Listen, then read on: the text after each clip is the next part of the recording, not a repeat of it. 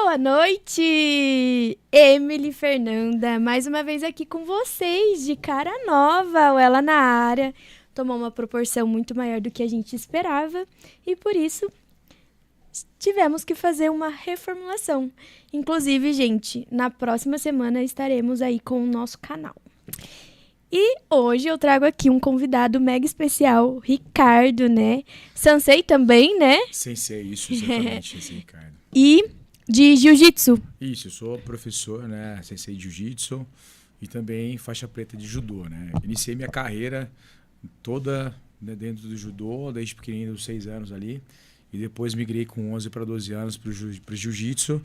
E aí fui mesclando as artes até chegar à data de hoje aí. E se aventurando em outras mais, né? Sambo, se aventurando no wrestling, né? Luta olímpica, tudo que envolve o grappling.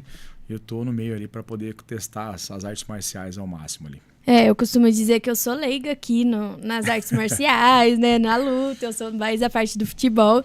Então, eu acho que a gente vai ter muito assunto hoje para falar, né, Ricardo? Boa, com certeza. E eu queria começar falando sobre o circuito interno de Jiu-Jitsu que aconteceu esse final de semana aqui em Avaré, né? Foi algo maravilhoso, na verdade, algo único.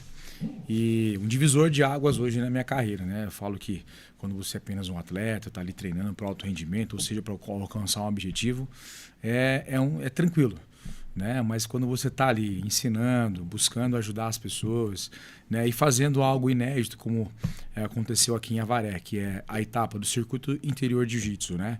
Vir para Avaré é um feito histórico, né? A comunidade do Jiu-Jitsu sabe disso. Eu fico muito feliz porque fui abraçado por muitos professores, por muitas pessoas aqui da comunidade da cidade de Avaré, me agradecendo pelo feito acontecido. E não só pelo feito, mas pela forma que foi feita, né? Com bastante trabalho, né? Com bastante organização. Ali todo mundo teve seus assentos, não teve fila para comer, né? Eu acho que um imprevisto ou outro sempre acontece, mas como é a primeira vez, a gente pega como lição para fazer os próximos ainda melhores. E como foi para você organizar esse evento, né? Eu vi fotos, não pude estar lá presente, né? Mas eu vi fotos, vi vídeos. Foi um mega evento, acho que um dos maiores que já aconteceu em Avaré, né? É o que tudo indica, né? Foi o maior, né? Em número de inscritos, né? Foram 800 atletas, aproximadamente. Eu acho que passou um pouco. Não tenho a total certeza, tem que falar com o James depois, né? Mas o público rotativo que foi ali, acompanhante, alguém para assistir e tudo mais, girou em cerca de 2.000 pessoas, dentro das 8 horas da manhã até as 18 horas da tarde. Então, quer dizer, é muita gente se alimentando, correndo, torcendo, né, na logística de trâmite de luta, ali se preparando, se aquecendo, né? Então, foi um momento muito único, né, que deu muito trabalho. Você pode ter certeza, né? O bagaceiro ali confiou em mim para que eu pudesse, né, realizar esse evento, né? E eu consegui, assim, com o meu jeitinho, conversar com o James. A gente tem um respeito e uma admiração muito grande pela etapa, né? Pelo campeonato do circuito interior de Jiu-Jitsu. Né? Muitos atletas foram descobertos, foram migrando para outras filiações e campeonatos um pouco maiores, até internacionais, vindos do berço do interior. Né? Eu falo por mim mesmo, né? Eu sou aqui de Avaré, né? Rodei o Brasil, o mundo todo através do esporte, fez a luta e só tenho a agradecer o que o esporte fez na minha vida. E hoje, poder trazer para minha cidade, Natal, né? Algo tão grandioso como foi, para mim é aquilo que eu falo, foi um divisor de águas na minha carreira. Foi melhor do que qualquer título que eu tenha ganhado, seja mundial, seja internacional, seja pan-americano, sul-americano, independente de qualquer modalidade que eu tenha praticado. O maior título que eu tive foi conseguir realizar esse evento aqui com grandiosidade, né? E poder ver o sorriso no rosto de cada criança que foi acolhida, que teve ali uma inscrição paga, que teve um lanche, que teve um professor torcendo, que teve uma mãe olhando, se emocionando, vendo o filho receber uma medalha, né? Ou chorando para consolá-lo, para que ele possa voltar ainda mais forte. Para mim, assim, não teve título maior do que esse. Para mim, isso é o que dividiu a carreira entre atleta e professor e hoje idealizador, junto ali com o pessoal da Secretaria de Esportes, esse evento que foi tão grande. Muito bom. E, Ricardo, me fala o que você viu lá que tornou esse momento ainda mais especial, né? Eu acho que ver tudo acontecendo da forma como você esperava, e às vezes até melhor, né? Pois é. Deve ser gratificante, né? E tem alguma situação, assim, um momento que você viu e tornou aquele momento ainda mais especial? Sem dúvida, foram muitos, né? Assim, quem pôde me ver lá dentro, né? Não vou falar que eu fiquei de cabelo em pé, porque não tem cabelo, né? Mas eu fiquei assim, toda hora, Ricardo, Ricardo, o que eu faço? Ricardo, onde vai isso? Ricardo, não sei o quê. Então, é muita coisa, né? Mas um dos momentos mais emocionantes que eu vi foi onde um aluno, né? Que ele nasceu, né? Com uma deficiência, né? Ele tem um braço até a parte da articulação, né? Ele me ligou, Sensei, por favor, eu queria lutar um campeonato de jiu-jitsu, né? E eu gostaria de lutar pelo senhor, que o senhor sempre me ajuda e tal. Ele também é aluno de um professor aqui de Avaré de judô, no caso o Sensei Alexandre, né? E eu vi ele ganhando uma medalha. Ele disputou com maestria junto com as pessoas que não têm nenhum tipo de dificuldade de mobilidade. Né? Lógico, né? Sofreu consequências, porque são os moleques duros da categoria dele. Ele não imaginava, né? Mas ali ele foi como um samurai conseguindo desempenhar e ganhou 2 lutas e acabou saindo com 3ª colocação. Acho que foi um momento histórico, né? A gente vê o jiu-jitsu quebrando barreiras. Sim, né? E a inclusão, né? A importância da Exato, inclusão. Exato. Isso, para mim, foi muito gratificante. Né? Então, um momento que marcou muito naquele dia assim, foi poder assistir e ver o quanto ele se esforçou para estar ali. E também ele estava vindo de uma competição de judô do sábado, do domingo ele já foi lutar lá e se colocou à prova em algo que ele não tem tanta prática, né? Então foi desafiador para ele e eu acho que para quem assistiu, algo inédito também. Foi muito legal. E no caso, essa competição foi só de jiu-jitsu, né? Só de jiu-jitsu, com kimono e sem kimono. E aí teve quantas categorias? Olha, categorias desde crianças dos 4 anos até o adulto, né, ali Master 3 e 4, eu posso colocar aí pelo menos aí umas 30, 40 categorias. É muita gente. Nossa, é bastante muita gente. Aí, por exemplo, no caso, eu não ia lutar, né, tô tranquilo. E aí eu vendo, aluno lutando. E, eu sou atleta, né? Eu tenho 2 cirurgias para fazer nesse cotovelo, né? Inclusive, tomara que os médicos não estejam assistindo o podcast para que eu não possa me estrepar com eles ali, tomar uma bronca. Estou sendo até atendido pelo Hospital de Traumatologia de Alto Rendimento de São Paulo, né? Ali na Avenida Estado de Israel.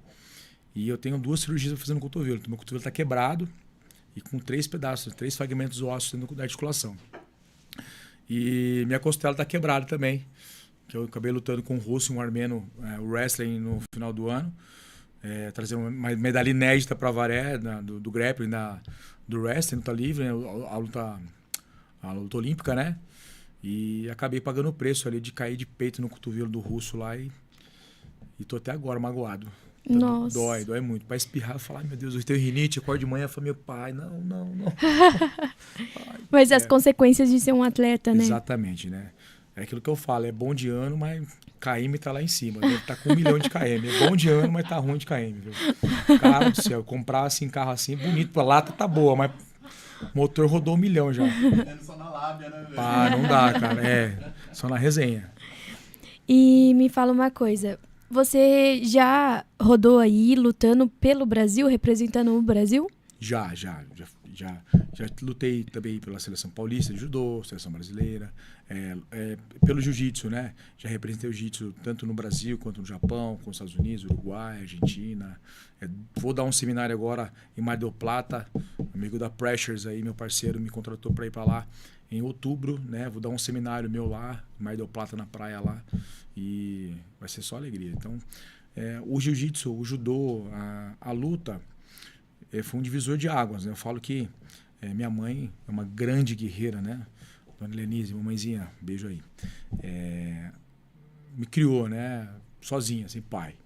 Então, a referência masculina minha vinha muito do que era lutar, das referências dos livros, né? De como ter a conduta, de como ser ali a parte samurai, a parte filosófica japonesa, que eu gosto muito. Então, isso me adequou muito. Além, claro, dos meus irmãos são um pouco mais velhos que me ajudaram nos petelecos ali e nos exemplos também, né? E isso que me ajudou muito. Então, o que eu faço hoje com as crianças, com meus alunos, seja ele... Eu tenho um aluno hoje de 70 anos, o seu Pires. Abracei seu Pires, cujo ele quer desafiar e quer competir. Ó, né? Então, ele é um exemplo vivo para mim de não desistir. Teve uma doença, um câncer severo, se recuperou, né? Teve um problema com uma fratura na costela que perfurou o pulmão, voltou e ele está sempre no tatame, mesmo olhando, conversando, às vezes dá desanimadinha, mas a gente motiva ele para estar conquistando aquele dia a dia que é 1% do dia, um pouco melhor, né? E ele é um exemplo para mim. E a parte que você comentou, né, de representar o Brasil fora, eu faço isso, né? Eu tenho vários campeonatos internacionais na IBJJF, né? Onde a gente consegue representar Avaré, não só o Brasil, mas Avaré em nível internacional. O projeto era, na verdade, esse ano, não sei se eu consigo ainda, lutar o Campeonato Mundial em setembro, né, no Japão, e eu estou me preparando para isso, né? Após a cirurgia, me recuperando, é o gás que eu vou dar para poder ir para o Japão. E você sendo atleta e sofrendo essa lesão, como que é essa preparação psicológica em ter que passar por uma cirurgia e ainda assim se preparar para uma competição? É o maior desafio, né, do atleta psicológico, né? Tem uma amiga que ela tem um psicólogo assim como você, ela tem um programa chamado Atleta Campeão, né, que atende o Michael Galvão, atende outros expoentes da parte da arte marcial, vindo do jiu-jitsu. E, assim, eu tento seguir alguns passo a passo, né? Mas eu confesso que a ansiedade, o receio de não conseguir, de falar, preciso parar, de não lutar mais, isso para mim é onde me dá aquela bad vibe. Eu falo, meu Deus, né? Puxa vida. É o que eu amo, né? É minha identidade, se eu não né? lutar, só dar aula, puxa vida. Eu sei que outros professores talvez estejam me assistindo que passam por isso, né? Eu acho que o maior desafio é você tratar o seu emocional, né? E é a parte mais difícil. Não é a preparação, não é fazer a força, não é fazer o drill, não é fazer a lição de casa dentro do tatame. Vencer, claro, né, a dor, mas a dor você remedia, você toma um remedinho ali e tal. É lutar com o seu psicológico, de não fraquejar, né? De não desistir. Estou passando por isso já. Essa lesão aqui já vai fazer um ano e 3 meses. Que ela está me tirando de algumas competições, né? No ano de 2023, 2024, eu fui o segundo melhor do Brasil na minha categoria e o 8º no mundo. Né? E hoje, às vezes, até evito entrar no site lá para ver como é que tá o ranking, né? Meu nome está só descendo no ranking. Não é ego, é você ver que você está fora do jogo. E isso dá uma travada, assim, como você lidar, né? Mas a experiência de competição sempre me levou a não desistir, né? Não é a primeira lesão, eu tive alguns acidentes, né? Então sempre voltei. Só que conforme eu falo, né, vai passando-se os anos, né? A volta é sempre mais difícil, né? A recuperação é mais difícil. Passar por um processo de cirurgia não é fácil, né? Tem pessoas aí que acabam até desistindo de voltar, né? Mas não é meu caso, se Deus quiser. Voltar por aí, galera, vão ter que me engolir muitas vezes no campeonato. Aí, meus amigos aí que estão de categoria aí, ó. Se preparem. Tem meu nome na chave aí, o Ricardão tá chegando. Não mosca, não. E, Ricardo, conta um pouco do seu histórico, né? Como que você iniciou na luta, né? Se foi através do judô, se foi através do jiu-jitsu, as competições que você passou e foi muito especial para você, né? O processo. Sim, sim. Bom, vamos lá, né? Sempre adorei futebol, sabe? Só que sempre... Eu te entendo. Péssimo futebol. Péssimo. Sabe o que é? Péssimo, péssimo. Então eu jogava o Ricardinho no gol. Bota o Ricardinho no gol lá, porque lá ele não derruba ninguém, não dá, né? Não dá golpe em ninguém. E molequinho, né, cara? Não tinha nem a bola pra jogar bola, cara. E aí botava no gol. E aí, muito imperativo, né, meu? Muito imperativo, né? À toa que, né, trabalho parte do TDAH. E aí, na escola, no SES, dono da Algiz, era vira e mexe. Pô, Helenise, o Ricardo tá na diretoria aqui, porque para lá. E não para, e não sei o quê. A nota não tava tão legal. E falava, meu Deus, minha mãe com muito amor e paciência e a Cinta me ajudaram a me acalmar. Porém, tem um amigo do meu irmão, Tem um abraço para ele, Cezinho, o João César. Ele praticava judô com Nishida. Saudoso Sensei Nishida.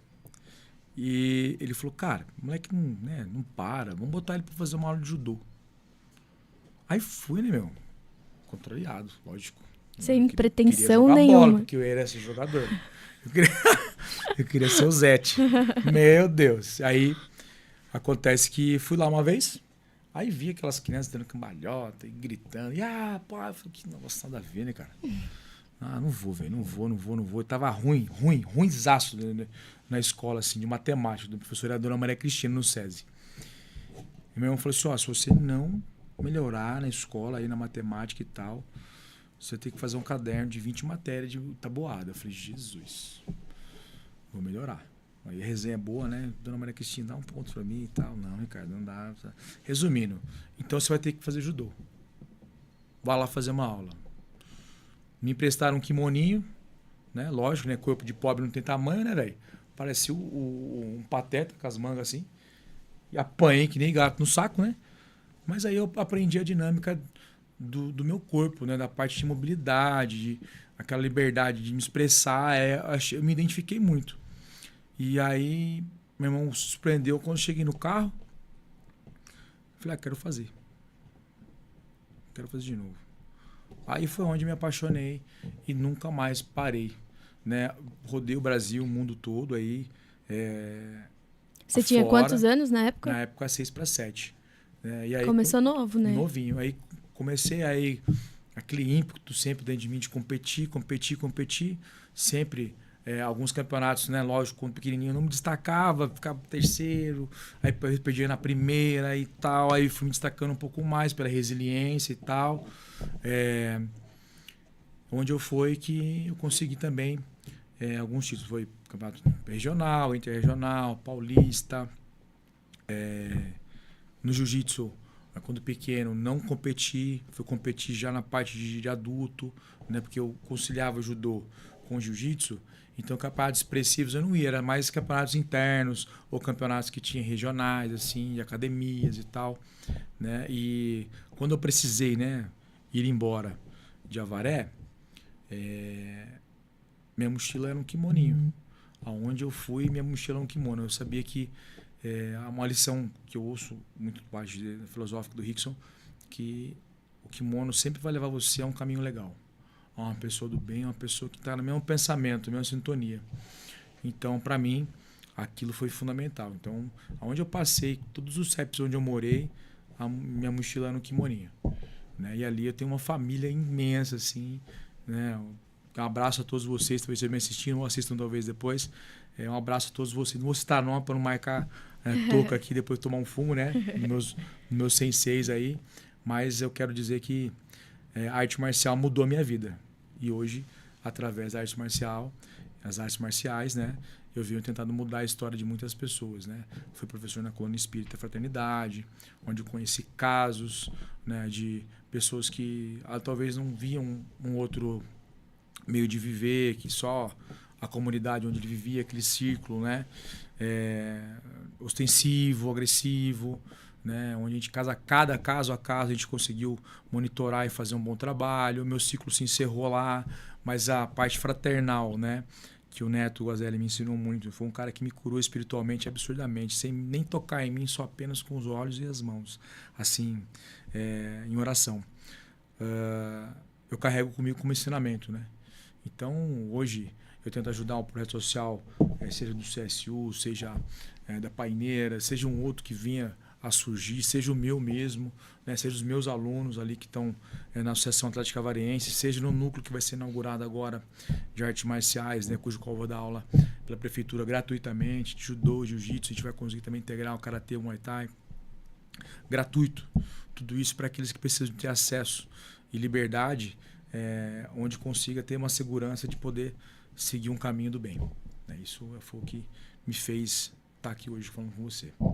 E você citou, né, o projeto do CSU, né? Sim. E eu vi que lá na categoria geral eles foram os primeiros, né, colocados. Isso.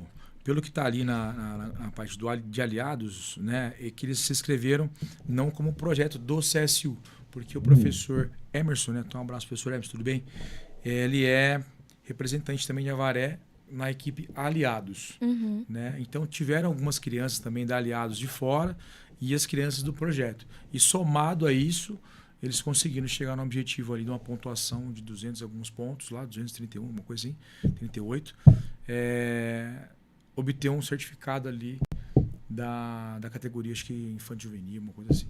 Foi muito legal, foi histórico, né? Aquilo que eu falo, colocamos nomes de Avaré na história do circuito interior de jiu-jitsu, como referência. E várias cidades da região participaram. Muitas cidades, eu posso falar mais de 20 cidades. Isso foi surpreendente, né? Eu, antes do campeonato, estava 4 dias sem dormir já, porque o telefone não parava, eu tentando arrumar a praça de alimentação, tentando ver como que ia fazer, tentando ver como que ia puxar a eletricidade. Era alguém que falou que não podia vir mais, que cancelava. Era inscrição que o cara não conseguia fazer, falou como é que faz, não sei o quê. Eu ligando pro James, desculpa também, meu irmão. Eu sei que um encheu o saco do outro para fazer dar certo, mas deu certo, irmão. E assim, foi muito complicado, né, nessa parte de administrativa, porque para mim é a primeira vez que eu faço um evento. Eu nunca fiz, eu nunca toquei assim sozinho, né? A parte administrativa com relação à parte da Secretaria de Esportes. Sempre participei, né, em ajudar, mas da minha parte ali, foi absurdo, né? Então, ver hoje a magnitude que aconteceu, com quantas cidades participaram. Eu vou até olhar aqui para não falar bobagem. Deixa eu só ver aqui com... Mandei pro Zanotto. Zanotto, um abraço, viu, irmão? Você sempre tá na correria aí, na parte da comunicação, você é fera. Enquanto o Ricardo vê, vamos pro nosso parceiro. Boa. UP Laser Brindes, seu personalizado, tudo que você precisa, seja para sua empresa, festa ou qualquer ocasião, a UP Laser faz. Pô, olha aqui, Emílio. Foram mais de 2.000 pessoas, 800 inscritos, entre as cidades de Bariri, Barra Bonita, Bauru, Bernardo de Campos, Botucatu, Cerqueira César, Chavantes, Olambra, Itaberá, Itararé, Itatinga, Jaú, Lençóis Paulista, Manduri, Paranapanema, Piracicaba, Santa Cruz do Rio Pardo, São José do Rio Preto, pô, longe, né? São José do Rio Preto, Taquarituba e Ibitinga. E mais outras aqui que não conseguiram mapear. Mas são mais de 20 cidades. Então, quer dizer, movimentou o comércio local, movimentou, né, toda uma estrutura para que aquilo fosse, que aquele organismo se sobrevivesse, né? Ali com uma forma sustentável, não faltasse o que comer, não faltasse a parte ali logística de banheiro, não tinha nada zoado, não tinha ninguém com briga, não teve desavença, muito pelo contrário. Quero até aqui aproveitar esse momento e agradecer a cada professor que se dispôs a levar os seus alunos, acreditando nesse projeto, acreditando que Avaré podia ser uma sede de um campeonato tão importante no interior de São Paulo. Né? Seja você aí da região ou de uma cidade dessa que eu falei, mas um abraço muito especial a cada professor que levanta a bandeira do jiu-jitsu e ensina o jiu-jitsu na cidade de Avaré.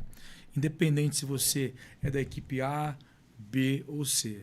Estendo aqui minhas mãos, meu abraço para que você sinta-se acolhido, né, pela Secretaria de Esportes, por mim e toda a comunidade do jiu-jitsu, porque a gente sabe que há aspas e algumas arestas que algumas pessoas, né, querem aparar ou falar. A gente sabe que tem o Disque-me Disque, mas eu acho que esse campeonato foi um divisor de águas para a gente mostrar que o jiu-jitsu é muito maior do que qualquer coisa. O jiu-jitsu não é meu, não é seu, o jiu-jitsu é nosso. Nós temos a missão de fazer o jiu-jitsu evoluir na nossa cidade e em todo o nosso território aqui na parte do interior de São Paulo. E quem dirá, né, mundial aí. Tenho certeza que virá muitas bênçãos no nome de Jesus. É isso aí. O Felipe aqui mandou palminhas aqui, que tá assistindo a gente. Boa, Felipão, um abraço. 47TM, eu não sei quem é. Boa noite, sensei. Teodoro. Teodoro Sam, boa, filhão. Ele mesmo. Boa, esse aí, Theo. Agora eu vou falar direito, diretor. Os. Da última vez eu trouxe a Alice, né, que é do Karatê. Sim, e aí mandaram o osso. Osso. Sacanearam, hein? Me sacanearam, você não concorda, Lógico. Ricardo? Porque eu que não sou do mundo da luta, mandaram no chat e eu li Exato. dessa forma, né? Fez certinho. E virou meme, Sacanearam, né? virou, mas tá bom. Aprendeu. Aprendi, tá vendo? É bom acontecer essas coisas, porque daí a gente Lógico. sabe como é, né? Exatamente. O Enzo mandou assim, boa noite, sensei. Otávio Mosquito aqui. Tem o Otávio Mesquita, né? E ele é tão magrinho, chama Otávio Mosquito. O apelido dele é Otávio Mosquito. O meme não acaba. É fogo. E o José Roberto mandou assim, top. Boa, Zé. Tamo junto, irmão. Ricardo, voltando de novo no papo que a gente estava tendo sobre os projetos sociais, né? Certo. Eu gostaria que você falasse um pouco do quanto que o projeto social hoje impacta nas vidas das crianças e dos adolescentes. Bom, eu posso falar com bastante propriedade, porque eu venho de projeto também, né? Meu primeiro kimono não foi o kimono que meu irmão comprou, minha mãe comprou não, alguém me doou, né? E assim, minha mãe é costureira, né? Hoje não mais assim, né? Por profissão, apenas por hobby, graças a Deus, mas ela me ensinou a costurar. Então, filho, rasgou seu kimono, aqui tá a linha, tá a agulha, costura aí, muito orgulho de falar isso, né? Porque eu lembro que as dificuldades que nós passamos no passado, né? E ser uma criança de projeto, ser acolhida por um projeto, a gente tem que pensar em estrutura. É muito legal você pegar uma criança, tirar da rua e tudo mais, mas fazer ela passar por dificuldade, pô, a gente só tampou o sol com a peneira. Então eu vejo na parte de liderança, a parte governamental, não falo só de Avaré, eu falo assim em geral, tinha que olhar com muito mais carinho, né? Aqui em Avaré isso acontece de uma forma reversa, né? A gente apoia os projetos sociais, no CSU são 50 crianças, se não me engano, que estão sendo assistidas ali. Tem as crianças da colônia, que são mais de 400 crianças que são acolhidas por eles também. Tem a Paineiras, que deve ser posso errar o número pessoal, porque me perdoem, mas que são mais de 30 também, pelo Tom da Capoeira, pelo Adilson do Jiu-Jitsu, e por aí vai. Eu acredito na unificação das forças, né, para que a gente possa melhorar e dar mais qualidade em assistidos com atendimento psicológico, atendimento nutricional, né, coisas que às vezes passa despercebido, mas é muito importante, né?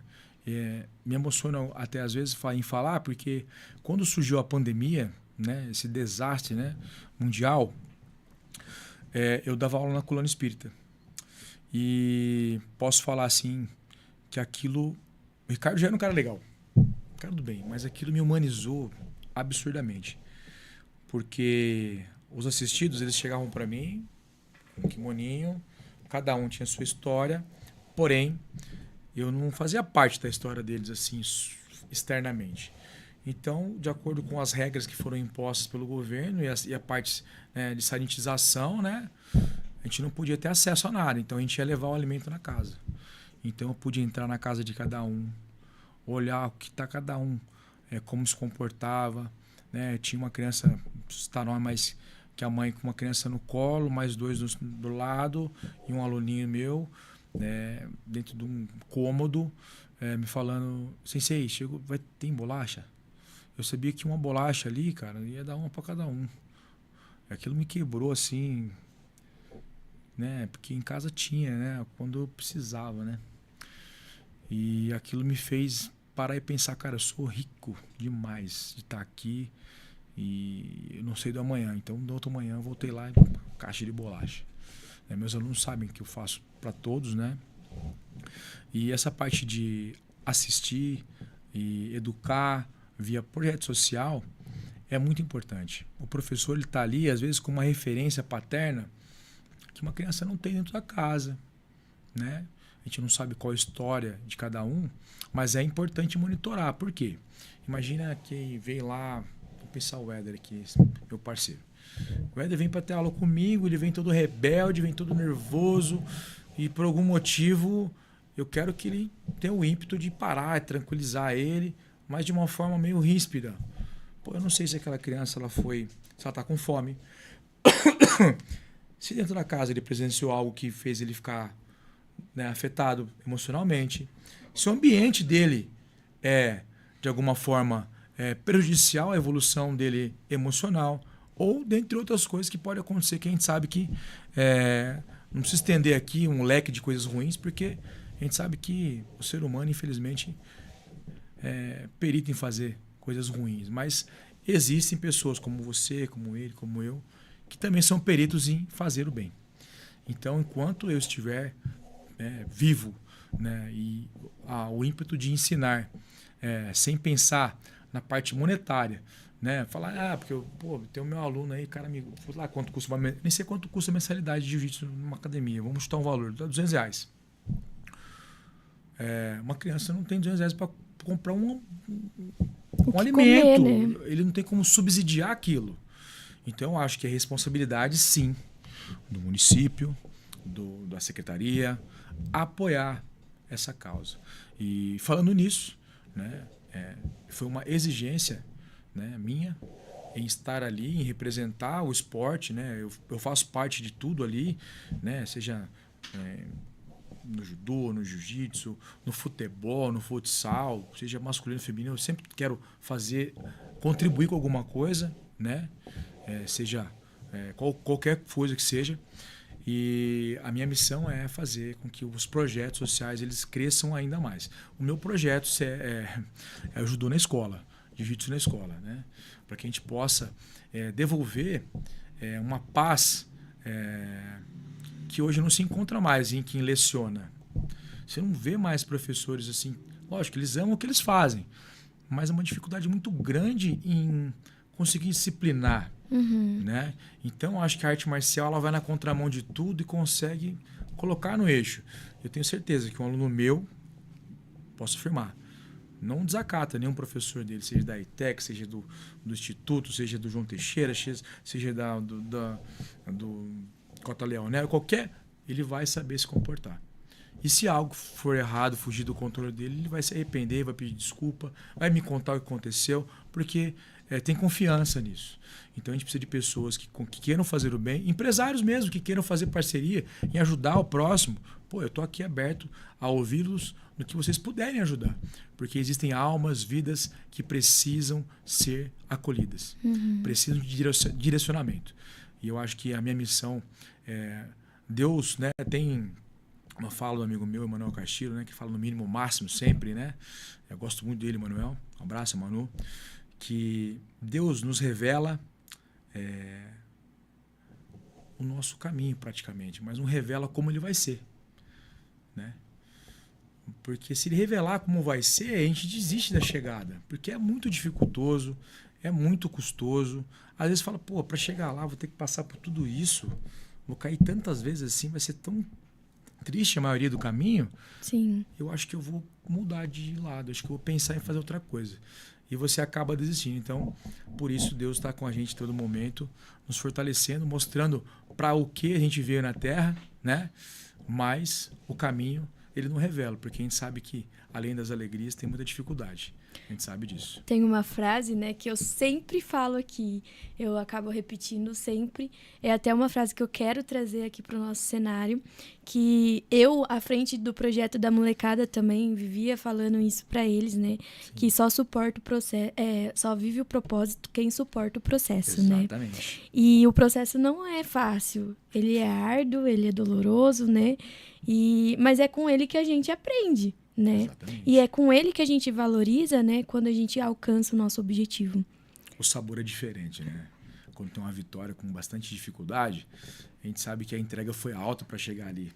Então, a gente sabe que não pode dar bobeira que na hora que você for chegar naquele objetivo, a gente tá perto de chegar, você olha para trás e fala, vou passar tudo aquilo de novo, vou desistir. Às vezes estava na hora de você receber uma bênção, uma hora de você receber, concretizar um objetivo, né? E parabéns por tudo que vocês fazem aqui, pela a maneira como vocês abordam a comunicação. Eu estou me sentindo muito à vontade em falar sobre algo que você, como eu disse, não tem o conhecimento necessário, assim, como um atleta, mas está se comportando aqui, batendo bola.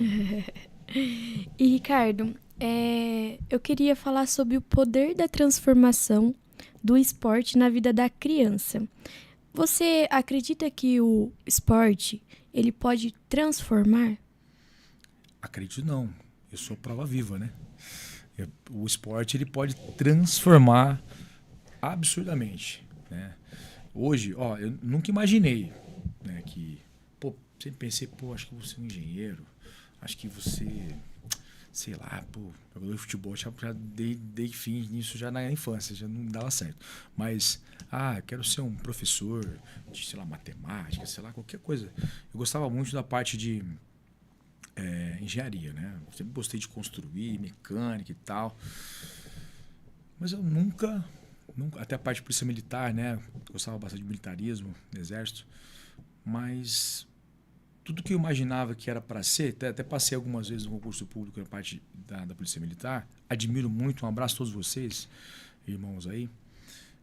Mas toda vez que eu fui concluir a parte física, alguma coisa acontecia que não dava certo. Por exemplo, ou eu sofri um acidente, ou estava machucado, não podia fazer o TAF, ou alguma coisa do tipo acontecia. Minha mãe, né, pedindo a Deus também, a oração dela foi forte, não queria, né, porque a mãe teme, né, é uma profissão muito arriscada, né, quando você quer fazer o certo ali, defender com honra a população. Então, a transformação foi aos poucos, né, de atleta. Aí a pessoa que trabalha e é atleta, a pessoa que trabalha e estuda e é atleta, aí a pessoa que é atleta e é professor, a pessoa ao que eu cheguei hoje. Então, na vida de uma criança, o esporte é a ferramenta mais, posso falar, mais poderosa em mudança comportamental, em disciplina, em comportamento físico, em saber, né, como se comportar fisicamente, né, evoluir isso.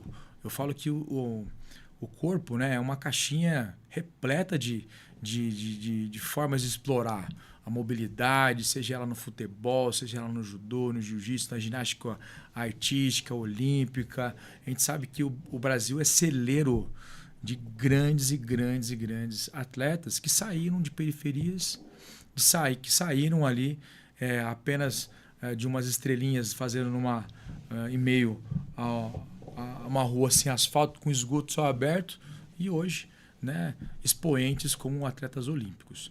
Então, a mudança de uma criança que tem acesso ao esporte com qualidade, com monitoria, onde você consegue programar um método de ensino, é fundamental. Que não adianta também eu chegar para você aqui, Emily, você vai lutar judô, você gosta muito disso, só que em 3 meses eu falo assim, Emily, você vai competir agora, tá? Aí você vai lá e só treina para competir. Competir. Emily, você vai no campeonato, você acaba se machucando, perdi você. Você nem volta. Eu acho que tem um programa muito inteligente do SESI, e cujo vou voltar a fazer o curso esse ano, deve ter de novo, chamado PAF, Programa Atleta do Futuro. Então, a criança de 7 a 10 anos, ela aprende de uma forma, pedagogicamente. A criança de 10 a, 15 anos, ela está maturada no sentido de, já sei o que eu quero tentar a parte competitiva ser um pouco mais apertada na parte do treinamento. E dali por diante, até chegar aos 18 anos e até aos Masters. Mas a forma de você conduzir o ensino é fundamental para que você consiga moldar aquela criança, seja para ela ser um atleta ou apenas um praticante da modalidade. Porque às vezes a gente exige muito de uma criança, né? Quando ela está numa idade ali muito precoce, e acaba desligando ela ou frustrando ela por não alcançar um objetivo que ela tanto almejou, né? Ou que foi imposto para ela naquele momento. Então, tudo isso é importante. Ricardo, você acha que se a gente implantasse, né, as lutas, as artes marciais nas escolas, eles iriam conseguir enxergar essa mudança de comportamento no ambiente escolar? Olha, uma ótima pergunta. Isso já acontece lógico, no Brasil, em alguns lugares, não consigo citar aqui de cabeça quais são os lugares, mas no sul do país já existe, né? Mas vamos falar assim, no Emirados Árabes. Né? Emirados Árabes, jiu-jitsu é matéria escolar. E será que é um esporte brasileiro, né? Difundido por brasileiros? Né? O Brasil é jiu-jitsu, né? Não jiu-jitsu que veio lá do Japão, de Kondikoma, não estou falando sobre isso. Né? Renzo Gracie conseguiu ter um acesso muito grande com o príncipe através do jiu-jitsu, ensinando jiu-jitsu a ele, sem saber que era o príncipe. E ali ele conseguiu implantar dentro do Emirados Árabes o jiu-jitsu nas escolas e no exército. Será que a gente está falando sobre jiu-jitsu brasileiro? Uma pessoa lá no Emirados Árabes consumindo isso como conduta escolar. Será que não é a gente que está deixando para trás algo tão valioso, né, que os próprios estrangeiros estão consumindo e levando como disciplina? Eu acho que é o maior medo de alguns governantes.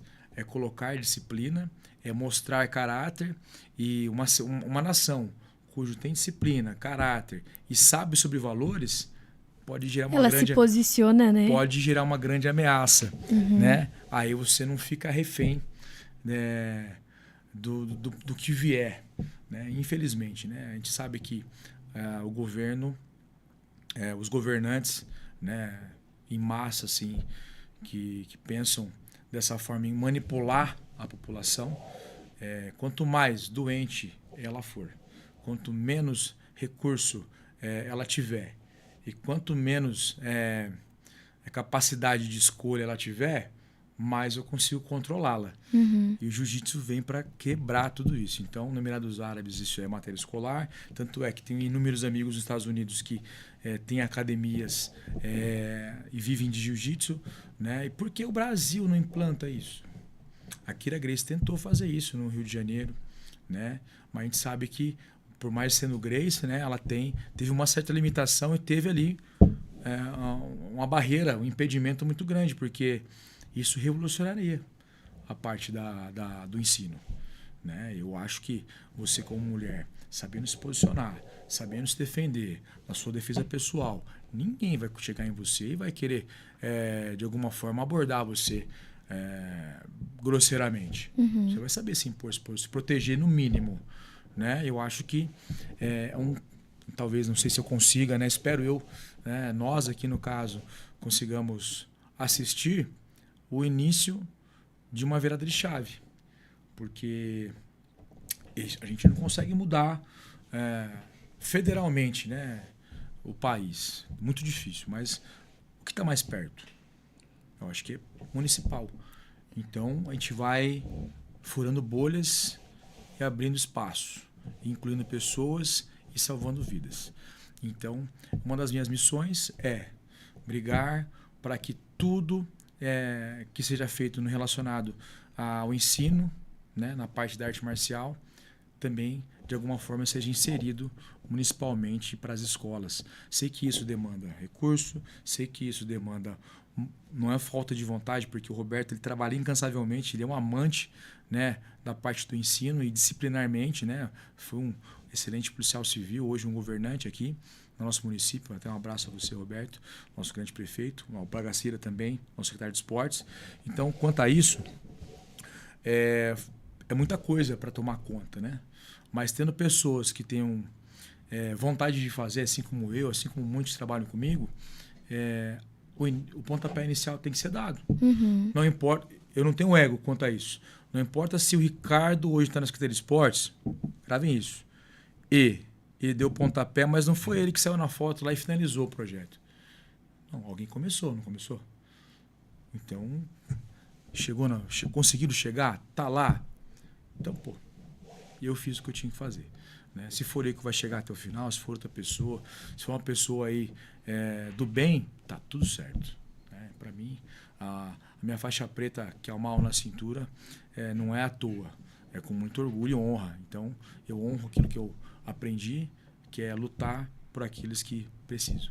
Então, essa é a minha missão. Deus me agraciou com esse momento aqui com você para poder falar para vocês que estão assistindo. Porque, às vezes, a gente vê o Ricardo correndo ali, Ricardo correndo aqui, Ricardo não sei o quê, o telefone um monte de mensagem, mas não conhece assim, o íntimo, né, de projetos que a gente quer moldar. E isso está em andamento, está em pauta, Só que existem algumas outras necessidades cujo qual o município precisa de prioridade, né? A gente sabe que há estudos, né? Há projetos, não tenho data para falar, mas enquanto eu estiver aqui, o dedinho vai ficar ali, ó, vamos tentar. Cutucando, e agora? né? Vamos fazer só, vamos tentar naquela escola, né? E agora? Será que não dá?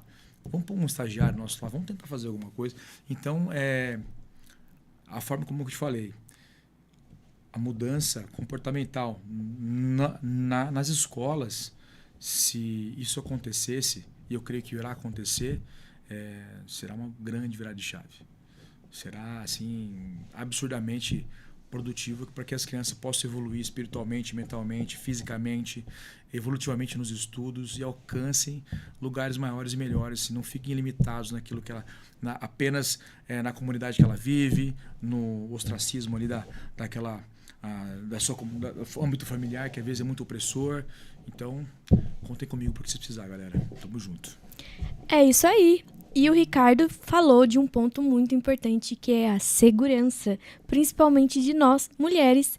Então, eu lembrei do nosso patrocinador, a iGo Mobilidade. Afinal, o iGo tem um diferencial, que é o iGo para elas, onde a gente pode se sentir ainda mais segura tendo uma motorista mulher. E se você, para onde você for, e não sabe onde pedir, peça seu iGo. Ela na área tem o cupom de até 10%. Então, usem. E, gente, o nosso parceiro também aí, que a gente falou de mobilidade e bebida, não combina com direção, mas é sempre bom. Às vezes tomar aquela cervejinha, né, no final de semana, vai para um churrasquinho, né? Ou tá assistindo um futebol, né? João Delivery, o seu aplicativo de bebidas. E hoje, gente, o João Delivery tem aí várias bebidas, né? Com várias marcas. Aquela bebida gelada. Peça rapidinho. E, se for beber, não dirija. Pega seu iGo. Show de bola. Ricardo, tenho uma pergunta para você. Vamos lá. Hoje, como é ser atleta no Brasil e qual é a maior dificuldade? Bom, ser atleta no Brasil, vamos falar no sentido profissional, é um desafio, né? Porque a valorização do atleta é muito baixa. Imagina assim, vamos falar sobre o nicho do jiu-jitsu. Tá. Imagina lá. Um atleta de jiu-jitsu, para disputar o campeonato mundial lá em Las Vegas, lá, ele teve que passar por campeonatos, por Open, ele teve que passar por talvez, o Campeonato Paulista, teve que passar por Campeonato Pan-Americano. Campeonato Pan-Americano, desculpa galera, sou cru desse negócio aqui, né? Me avisando, Éder. Então vamos lá, recapitulando. O atleta no Brasil, falando do jiu-jitsu, sofre muito. Por quê? Quanto custa uma inscrição? Vamos falar sobre uma inscrição básica. Vamos falar sobre um Open internacional. R$250. Se for estar com kimono, mais 200 e pouco. Mais 200 para ele estar sem kimono. Estamos falando de R$450. Vamos pensar assim. Ele tem que comer. Ele tem que se transportar. Né? Ele tem que dormir. Muitas vezes não dá para ir e voltar no mesmo dia. Então aí já ficou uma bagatela no mínimo de R$1.500. Fora isso, ele teve que ter a alimentação dele para treinar. Ele teve o kimono que ele teve que comprar. Né? E aí vai. Foi uma coisa básica. Aí imagina, vai ser recompensado, né? Vai ser recompensado. Lá na frente, o ápice do jiu-jitsu, vamos falar assim da Libertadores da F, é o campeonato mundial. Hoje, um atleta, para ser remunerado lá, para ele ser campeão mundial faixa preta, para ele ganhar $10.000, que é um valor legal, você imagina, ele teve que passar pela faixa branca, faixa azul, faixa roxa, faixa marrom, faixa preta, chegou na faixa preta. Aí para ele ganhar $10.000, e eu falo que é dificílimo, porque é um campeonato muito disputado, quanto ele não gastou para ele chegar ali? Pô, pode ter certeza que foi muito mais. E o tempo, né? Porque quantos anos são para ele atingir a faixa preta? Vamos pensar de pessoas comuns, né? vamos falar de a partir de 15 para frente, 8 anos. Vamos pensar que ele tá lá com 10, 12, com 18 anos ele pegou faixa preta. Vamos pensar 8 anos pelo menos ali de luta, 6 a 8 anos, pelo menos, de treino ralado, né? Então, a gente fala que há campeonatos, né, na parte do jiu-jitsu que remuneram muito bem. Há eventos muito, muito maravilhosos. Até teve o Craig Jones Imitation que pagou $1 milhão. Pô, $1 milhão para o campeão da categoria. Né? Foi maravilhoso. Mas são expoentes, são atletas que já estão ali no hype, né? Vivendo disso já. Não é o Zé Bigodão aqui, ou o Sensei Ricardo, ou o Juninho, ou o Teodoro, ou o Mascote, ou o Bowser. Não é, ou o outro professor de Avaré. Cara, para estar ali, você tem que estar treinando full time, você tem assessoria, você tem patrocinador, você dorme e acorda pensando naquilo. Então, eu acho que o atleta, ele tem uma vida curta, né? Ele não consegue, infelizmente, eu acho que eu estou chegando quase na beirinha ali, né? Meus 38 anos. E a parte de remuneração é pouco. Pensa num atleta de alto rendimento de judô. Ele chegou na seleção brasileira, lutou pra caramba, treinou, teve contratos muito legais e tal. Mas, pô, um campeão, sei lá, num grande slam, ele ganha, sei lá, R$10 mil. Pô, quanto não foi investido nele para ele chegar ali? Então é muita coisa. Pessoas que ganham salários, que vivem... Hoje tem a parte do Exército e Marinha, que ajuda o jiu-jitsu também. Tem pessoas que são sargentos militares e disputam jogos militares. Né? Muito legal, mas também é uma galera que está ali no hype. Não é algo que não é algo impossível, mas se você pegar em percentual de praticantes que vivem do jiu-jitsu ou da arte marcial, 10% máximo. São poucos, né? Nossa, até menos de 10%, galera. Né? Aí, lógico, né? Tem as pessoas que têm suas academias, que são professores, que aí... É um complemento, aí né? já, por exemplo, aí ele já é um empresário. Aí o que vai fazer dele um empresário é como ele cuida do negócio dele. Né? E como ele vende o trabalho dele, a forma que ele trabalha. Mas atleta, se ele não tiver resultado, ele não tem o que oferecer. Você entendeu? Então, uma vez lesionado, uma vez ali afastado, ele acaba perdendo todo o holofote das marcas que querem o patrocinar. Né? Então... é uma vida muito difícil. Né? E aquilo que você falou, a valorização, a maior dificuldade é incentivo. Né? Falando em incentivo, não querendo puxar a parte política, não é nada disso, por favor, não vim aqui para isso. Eu vim falar sobre o esporte. E quando fala sobre o esporte, a gente quer melhorar tudo aquilo que a gente está envolvido. Né? Sim, com certeza. E eu estou envolvido politicamente na Secretaria de Esportes. E um dos projetos meus... ali na Secretaria de Esportes, também do Roberto do Bagaça, né, Bagaceira, é tentar um Bolsa Atleta municipal. Né? Mas para isso, o Roberto teve que lutar e está lutando muito para que a saúde financeira do município consiga ser um organismo que se autossustente e dê resultado financeiramente para que a gente possa ter recurso e buscar remunerar. Imagina, eu sempre lutei por Piracicaba, vamos pensar assim.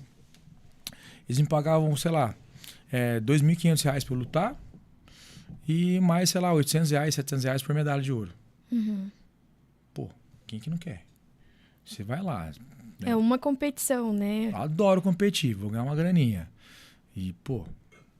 E a motivação da medalha, né? A motivação da medalha, vou uma graninha. Né? E o ego de você querer ser campeão sempre, independente do dinheiro. Mas, cara, muda. Muda por quê? Quando você tem um respaldo financeiro, você consegue se programar. Né? Vamos pensar, o atleta...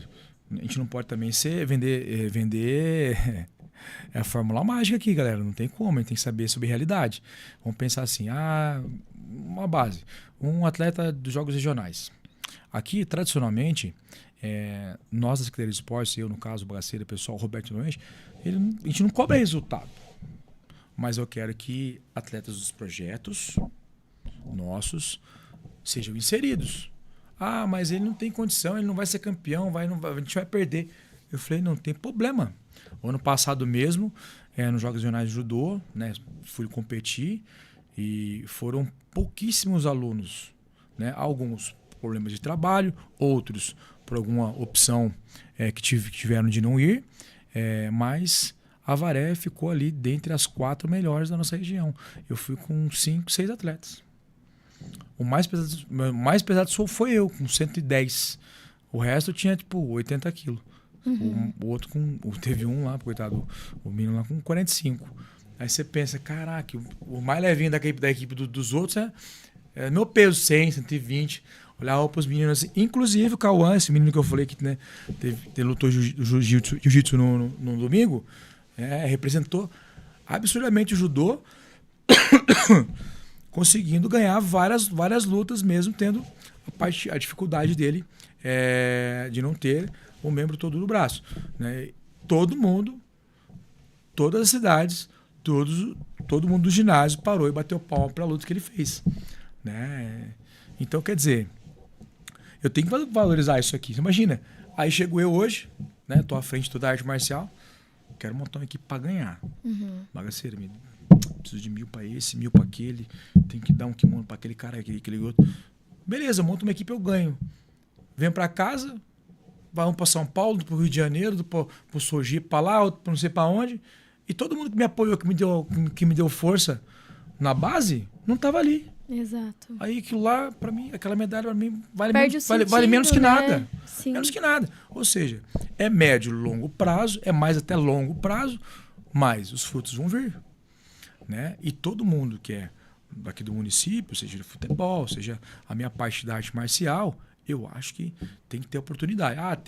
Tem eu, você e ele, meu Éder. Então, no mesmo peso. Quem tiver melhor preparado, vamos fazer seletiva. Né? Hoje a Emily está melhor que a gente. Então, ela tem a vaga dela. Tudo certo. Independente se você é meu aluno ou se é aluno de outro professor.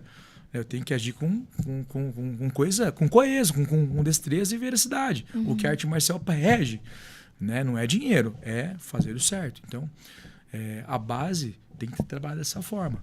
E assim, essa parte do Bolsa Atleta Municipal está em estudo, né? Há modelos em outras cidades, inclusive de gestores amigos meus, que eu estou tentando tirar dali algumas formas para a gente poder implantar.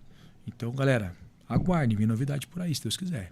E isso é em qualquer modalidade, Ricardo? Ou é só no jiu-jitsu? Não. Em qualquer modalidade que seja, que na parte dos jogos regionais são a maioria, né, modalidades olímpicas, né? No jiu-jitsu não tem, né, Olimpíadas, né?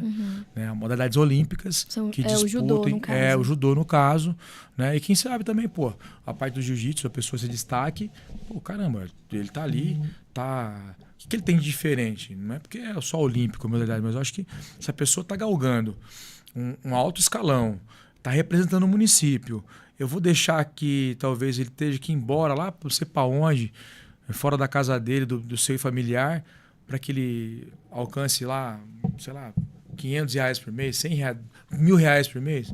Quantas vezes se ele ganhasse 500, eu estaria muito mais feliz aqui em Avaré, com a família. Às vezes, uma bolsa atleta e uma bolsa de estudos numa faculdade, né? Mudando o cenário da família dele. Sim. Não questão que ele não precisa trabalhar.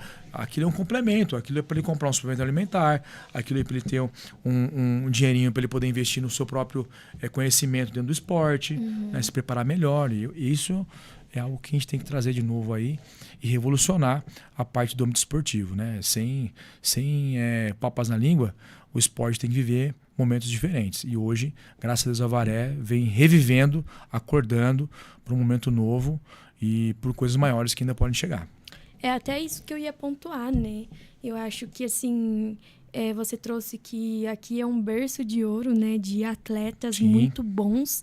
E eu acho que a Avaré tem melhorado e tem evoluído bastante nessa questão de trazer o esporte, né? De valorizar o esporte, de investir no esporte, né?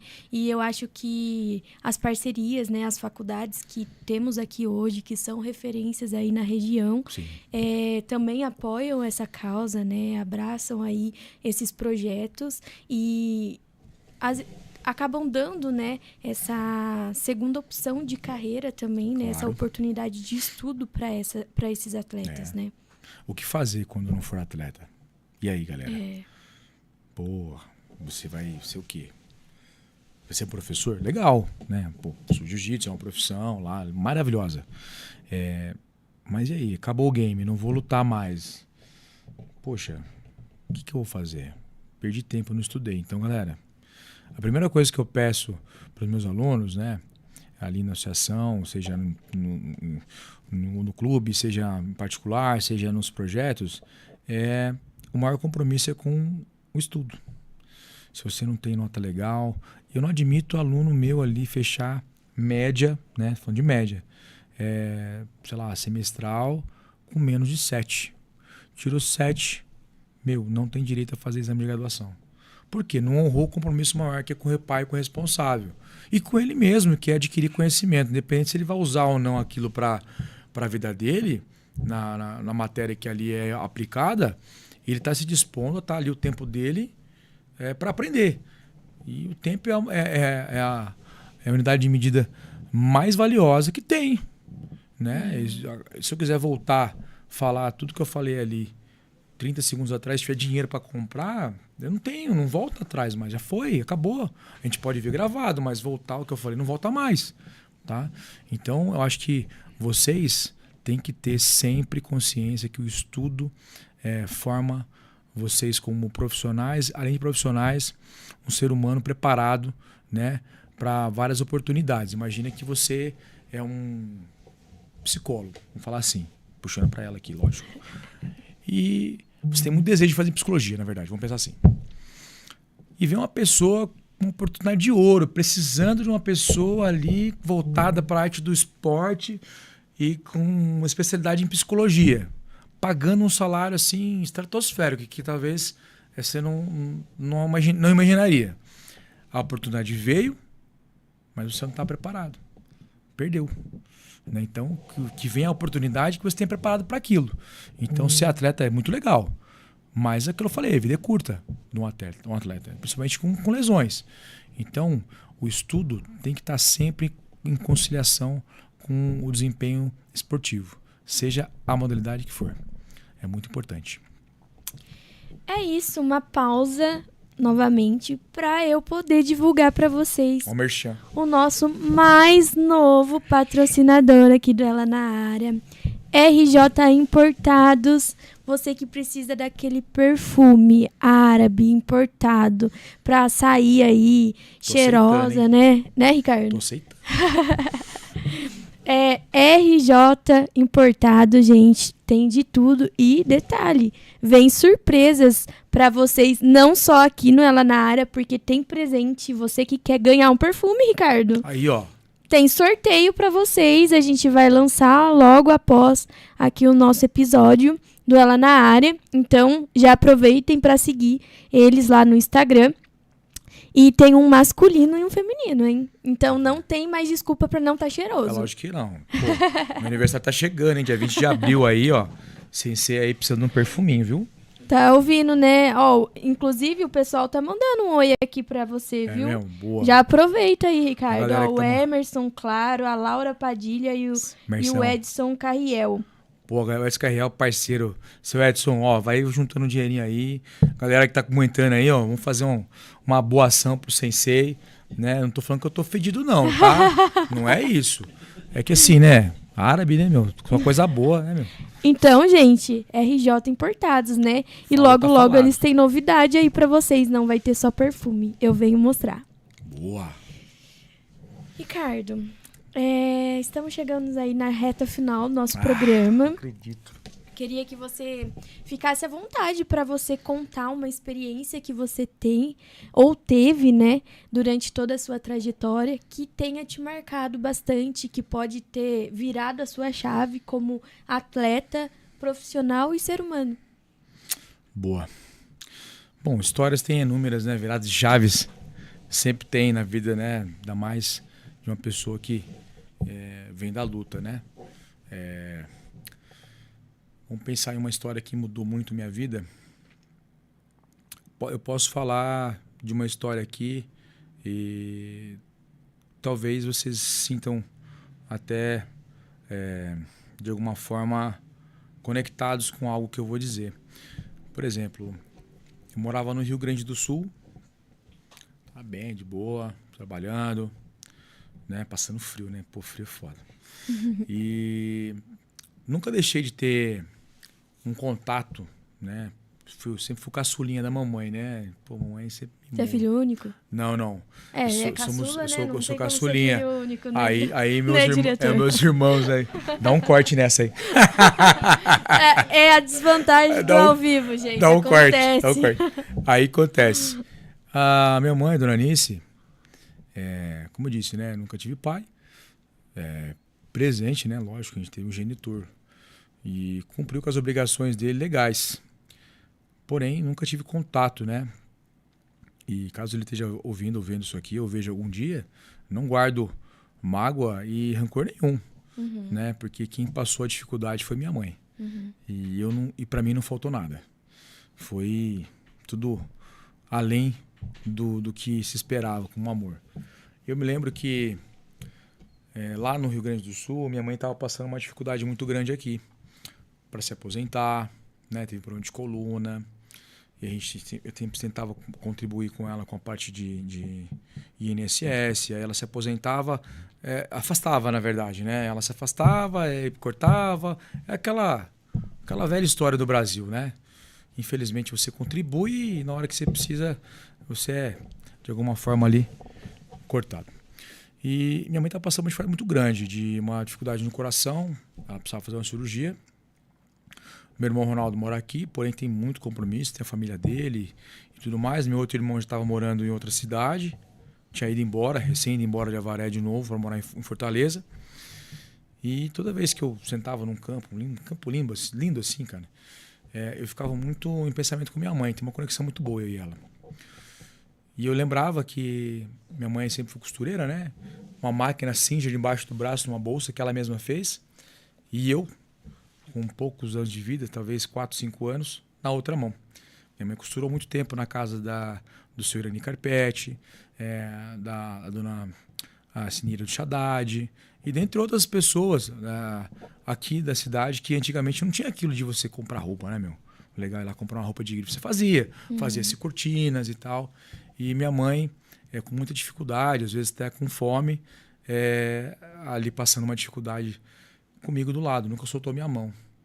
E quando ela teve essa dificuldade de parte do coração, a parte de depressão, né, que veio, né, por ter os filhos longe, se encontrar sozinha no momento de dificuldade, eu falei, cara, eu vou ver minha mãe.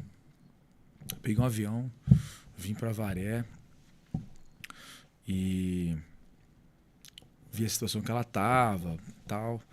E acabei mudando todo o cenário da casa, dando um pouco mais de vida, dando um pouco mais de alegria, né? Um pouco mais de trabalho também, né? E mudou-se tudo. E vinha muito na minha cabeça que dinheiro eu posso encontrar e ter em qualquer lugar. Mas um abraço, um carinho, um beijo, um bom dia da minha mãe, eu não posso ter isso pessoalmente. E eu encontrei ela numa situação muito difícil. Então eu recebi propostas para ir para a China, para abrir academia, para Portugal, para os Estados Unidos, a Alemanha, para a Inglaterra, e inúmeros países para que eu fosse, né, como eu tinha um destaque legal na parte de ensino e parte de atlética de jiu-jitsu, ir embora. E isso balançava, porque a gente sabe que é a sua carreira, é aquilo que você está designado talvez a fazer e tal. E eu passei muita dificuldade. Posso falar a verdade para você. Passei muita dificuldade, muitas pessoas apontaram para mim, por que você está fazendo isso? Por que você não vai embora? Sua mãe já viveu a vida dela, agora você está aqui, pô, você está desperdiçando uma chance de ouro. Até meu irmão, Roger, falava isso para mim. E eu falei, não, Deus vai me honrar aqui, no meu pensamento.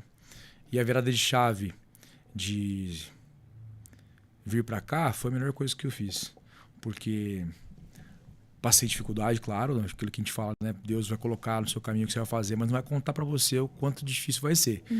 E hoje Deus é me honrado absurdamente, que a mãe hoje acorda, a primeira coisa, me dá um bom dia sorrindo, a casa arrumadinha, feliz. Hoje eu posso cuidar da minha mãe, suprir as necessidades dela, seja com dinheiro, seja com amor e carinho, levá-la para onde ela quer. E eu acho que a maior virada de chave da minha vida foi voltar para Avaré. Rodei o mundo inteiro e voltei para onde eu saí, porque eu sei que Deus tem algo aqui para mim, porque eu tenho que evoluir espiritualmente, mentalmente, cuidar da minha mãe e através disso conectar pessoas através do esporte. Então eu escolhi estar aqui. Eu não estou aqui porque me deixaram aqui, eu escolhi ficar. E Deus é me honrado a cada dia, a cada sorriso, a cada abraço de uma criança, ali na parte do esporte, ao me cumprimentar, ao ir embora, seja ela adulto, seja adolescente, seja uma confidência, seja numa piadinha, né? Eu sei que Deus vem me usado e através do esporte a gente vai mudar muita coisa aqui em Avaré. Então a virada de chave que eu falo foi quando eu voltei para Avaré, inseguro com tudo que ia acontecer, mas com a certeza de que eu ia lutar para fazer dar certo. Muito bem. Muito bonita a sua história. Obrigado. Eu cresci sempre preocupada, sabe?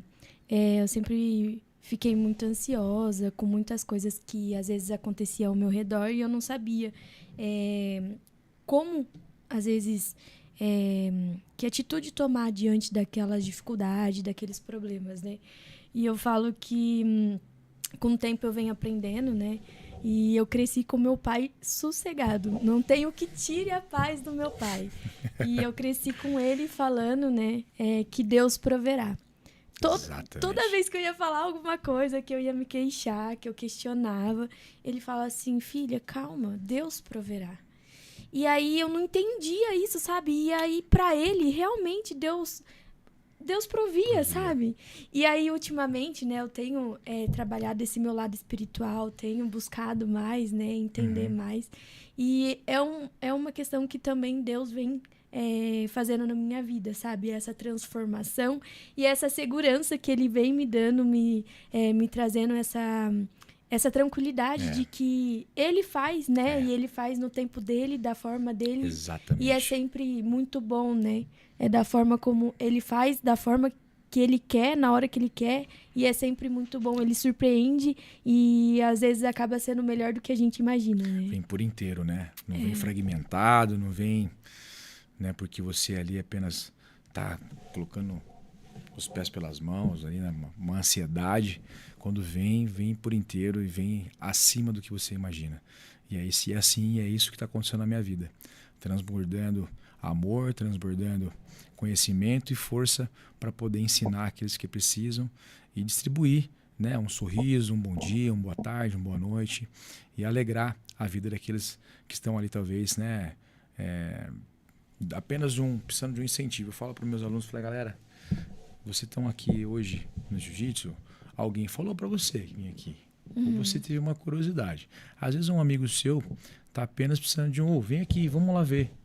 Né? Contagia ele com a energia do vamos aí, vem cá, vem aqui. Não precisa fazer, vai assistir, de repente ele consegue sair de um quadro depressivo, né? Até a parte da autoestima, de como você se posicionar, porque ele sofre um bullying, às vezes não se acha fisicamente legal, bonito, tem uma parte ali depressiva em andamento. Então, às vezes, o gatilho vem cá, vamos comigo. Não precisa fazer aula, mas chega lá, só assiste. Se quiser, fica à vontade. Então, isso vem impulsionado, como eu falo, né? Eu estico minha mão para você, mas tem alguém segurando a minha.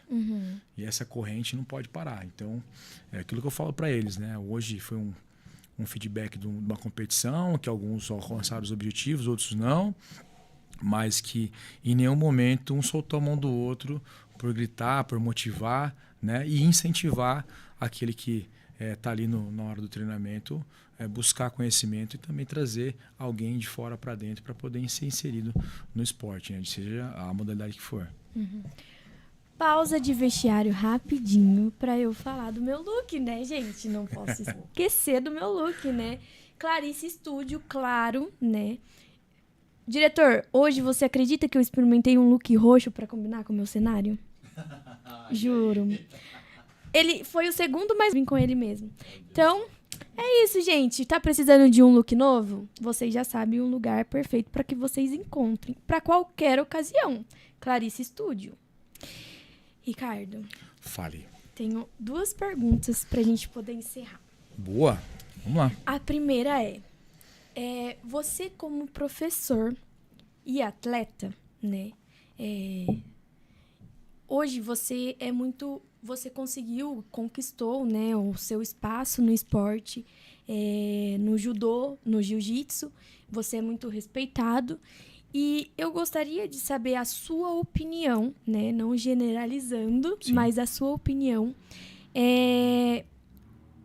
Qual é a característica que o sensei tem que ter, né, para ser um bom professor e para trabalhar com crianças, adolescentes e adultos? Bom, uma pergunta muito, muito importante, né? Quando se trata de transmitir conhecimento, há uma responsabilidade imensa, né? Seja no seu vocabulário, seja na forma como você se comporta na rua, né? Porque eu não posso vender para eles que eu sou uma pessoa excepcionalmente regrada e que eu tô ali reto, quase um santo ali, e lá fora fazer tudo errado, né? Eu acho que o trabalho do professor é muito difícil. Por quê? Todos os olhinhos estão virados pra gente, né? Uma erradinha que você dá... Peraí que tá sem áudio. Mandaram Tá sem áudio? Tá normal? Voltou? Então vamos lá, vamos falar sobre o trabalho do professor. Uma característica. A característica maior... Será que é o meu? Que o professor... Normal aí? A característica maior que o professor tem que ter é honestidade e transparência. Conhecimento, ele adquire ali, né? E caráter, claro, né? Porque quando se trata de crianças, a gente sabe que existe N fatores, né? Por quê? A gente lida com um esporte onde tem muito contato, não é? Seja do meu corpo com do aluno com do aluno, o menino com a menina, o professor com a professora, e diversas formas. E para isso, né, eu sempre vendo e mostro para eles que eu não os vejo como o menino, como a menina, ou qualquer tipo de opção que eles tenham. São alunos, né? E essa característica é muito importante nessa abordagem. Então, se eu chegar para você aqui hoje e falar, Emily, pô, o Ricardo vai vir aqui, vai falar isso, isso e isso, você pode ter certeza que é verdade, né? Eu não vendo mentiras, né? Eu vou chegar lá, eu vou falar para meus alunos, eu sensei aqui, é campeão, olímpico, e piriri, parará, e minha faixa às vezes, né? O cara tem uns caras que amarram aí uma faixa aí só para dar aula, não sabe de nada. Então chega uma hora a máscara cai. Então a maior característica que o professor tem para trabalhar com crianças, caráter, né? Ter um histórico bom, né? Porque a gente sabe que não olhando nos meus olhos que você vai saber o que eu já fiz na minha vida pregressa, e muitas pessoas podem manipular, são muito bons de conversa. Então, para trabalhar com criança, a gente trabalha, até teve algumas pessoas falaram que é trend e tal, mas veio do meu professor que no ECA é exigido por lei que cada professor certificado para dar aula, que ele tenha ali acessível visualmente em sua academia, no seu projeto, ou ali na parte onde ele está ministrando uma aula, o seu antecedente criminal. Eu acho que isso é fundamental, porque imagina, no nosso nicho existem pessoas que, não estou falando que a pessoa não pode ter errado e melhorar da sua vida, não é isso, pelo amor de Deus, a gente não está aqui para crucificar ninguém e nem afastá-lo do esporte. Porém, quando há a parte de transmissão de conhecimento, a gente tem que tomar muito cuidado. Por quê? São crianças, são pessoas que estão suscetíveis a serem seduzidas pelo que você fala. Uhum. Então, às vezes, você começa a se comportar de uma forma não tão legal. Pô, vamos sair ali para tomar uma cerveja, leva uma criança, leva um aluno, adolescente que seja. Ou você está ali fumando um cigarro, Ou você está ali cobrando uma frequência do aluno, mas você chega atrasado. Ou você está ali cobrando o aluno estudar, mas você pelo menos não se esforçou em concluir o seu próprio estudo, né? Então, acho que a característica maior é você ter ali caráter, né? E com honra ensinar a verdadeira arte, né? Então, seja ela de qual matéria ou qualquer esporte. Então, é sobre isso.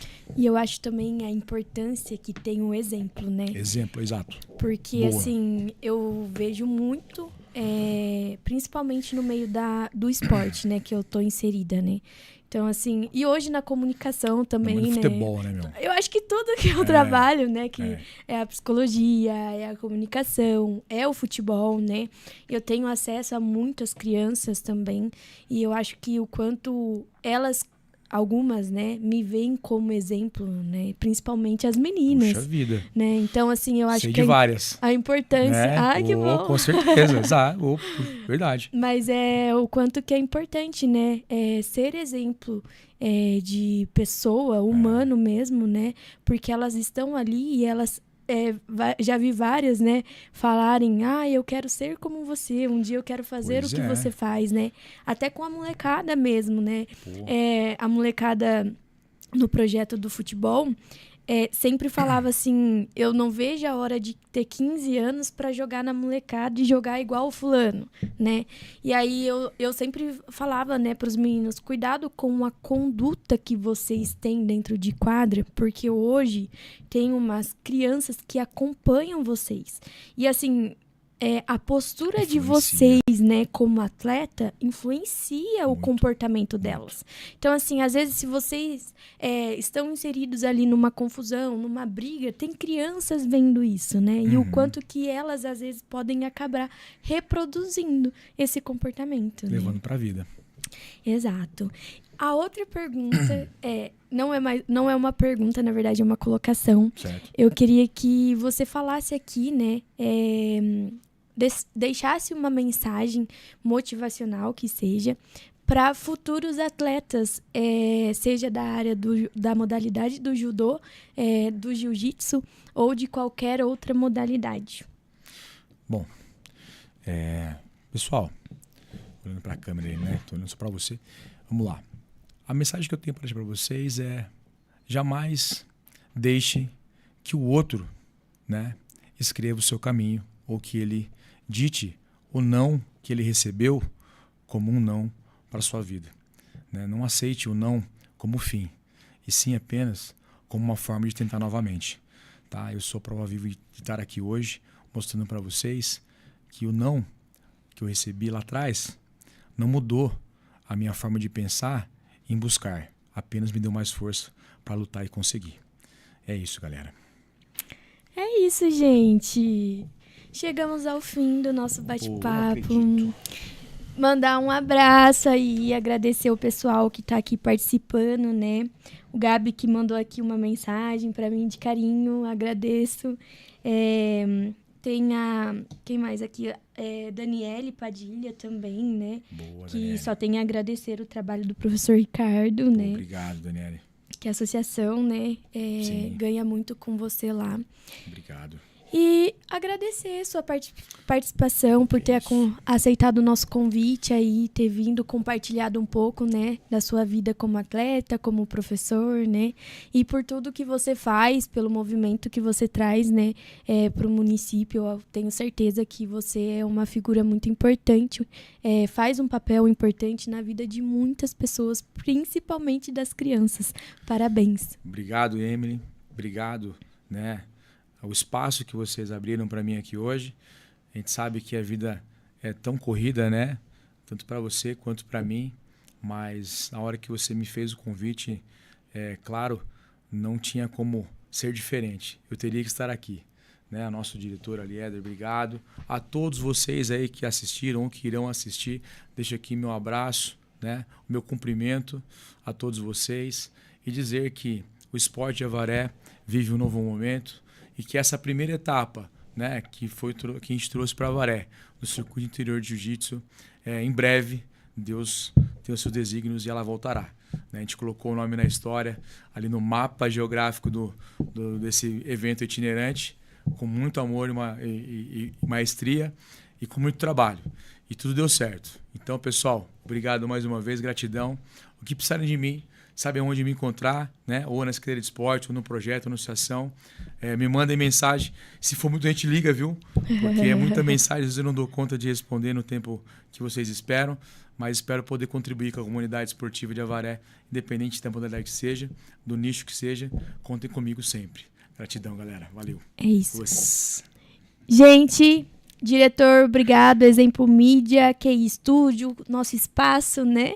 É isso, gente. Espero vocês na próxima semana, hein? Aqui comigo também pra gente bater papo e trazer mais modalidades, né? Fora a luta. É isso. Um beijo.